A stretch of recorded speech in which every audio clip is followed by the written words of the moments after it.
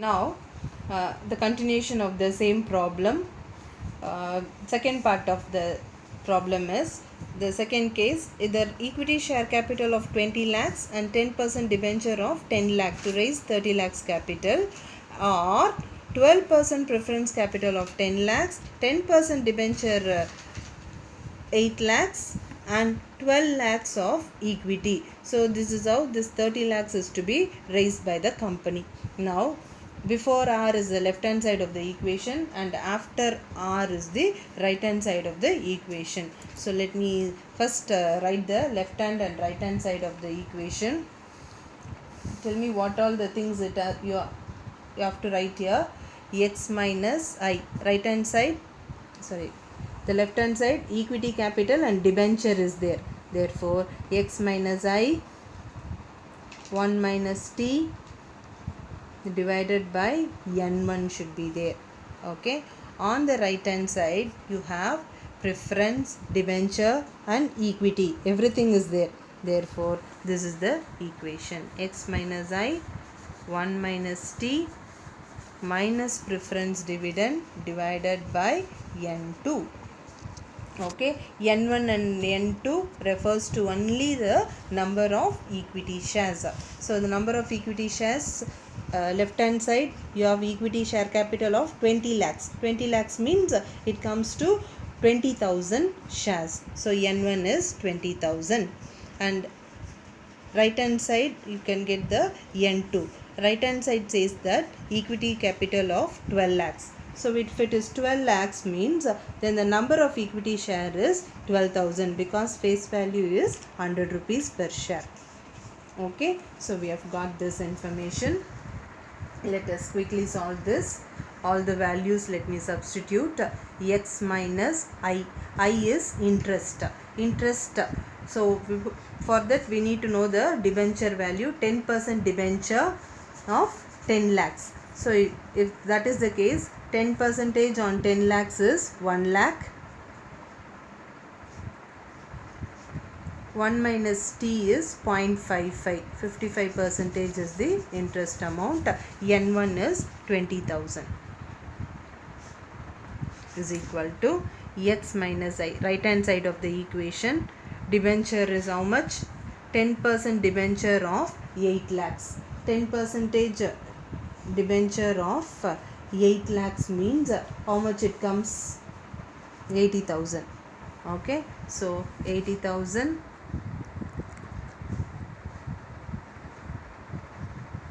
1 minus t, it is 1.55 minus preference dividend is how much it is? 12% preference capital on 10 lakhs. So 10 lakhs 12% is 1,20,000. Okay, divided by n2 is 12,000. Equity is 12 lakhs. Therefore this. Okay, so arriving at this 80,000, 1,20,000 all is not a magic.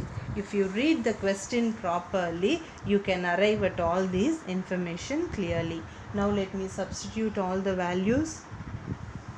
Okay, quickly I am doing this. 0.45 you will get here. 0.45.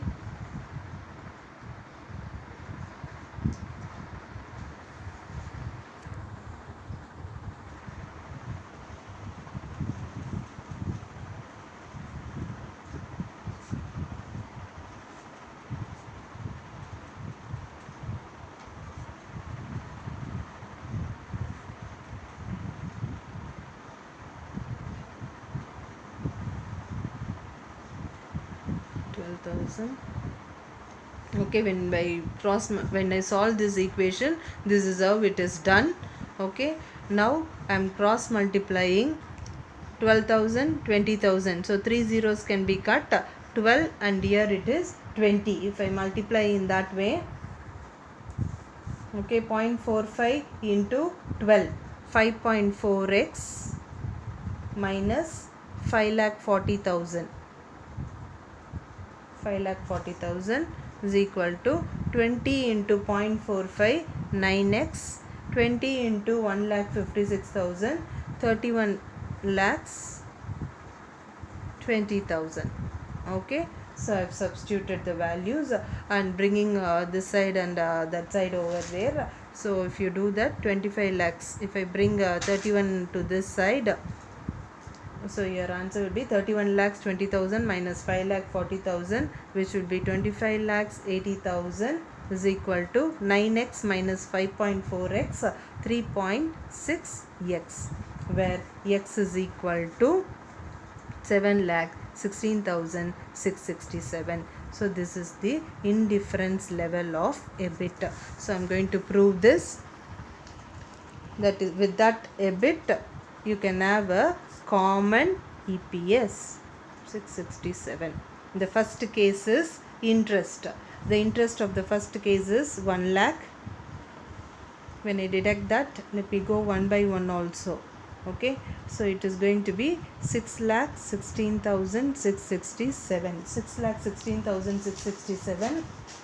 So if I do that, tax amount is 55%. 55% of that is 3,39,167. So when I deduct that from it, from 6,16,000 minus 3,39,167, the earnings after tax is 2,77,500. No preference dividend in this case, so this itself will become 2,77,500 will itself become the earnings available for equity shareholder. Number of share is 20,000, so N is 20,000. EPS is EAESH divided by N. Therefore 2,77,500 divided by 20,000 is 13.87. Let us prove the same here for this next situation. Here equity plus preference plus debenture. 7,16,000 is the arrived indifference EBIT. Interest amount is, as already found out, I am just taking it, 80,000. 7,16,667 minus 80,000, the answer will be 6,36,667. And tax 55%. 55% on this amount is 3,50,167. So if you deduct it, earnings available after tax is 2,86,500. Okay, and preference dividend, we have preference in this. So preference dividend is 1,20,000, 12% on 10 lakhs. So 1,20,000 is the preference dividend. When you deduct 1,20,000 from 2,86,500, you will get 1,66,500 as earnings available for equity shareholders. And N value here is 15,000. 15,000 or 12,000, sorry, it is 12,000 here. So 12,000, 1,66,500 divided by 12,000, answer is EPS 13.87. So thus it is proved. Thank you.